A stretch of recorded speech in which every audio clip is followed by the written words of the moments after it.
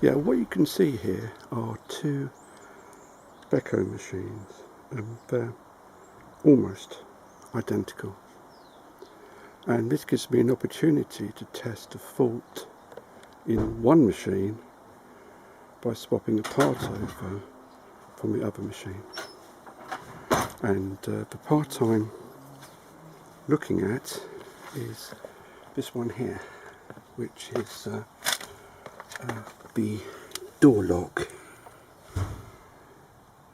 I've already removed it from one machine, and it's encased in this protective plastic for some reason. So it might be faulty, might be.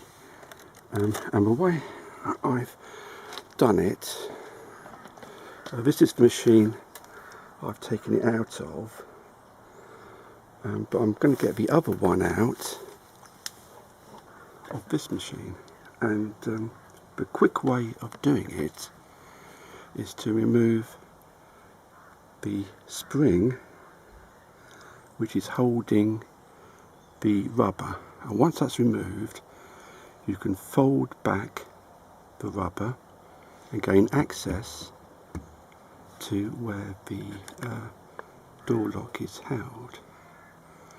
It's a little bit awkward to do. It's also awkward to see. I've used a torch so that I can see what I'm doing. If you look at this machine, turn the light on, you can see the sort of confined space that you've got there. You can just take a hand in, and that's the wiring harness that you've got to pull out. It just pulls out. It's not snap fit. It just simply pulls out. But one way I've worked out of how to remove this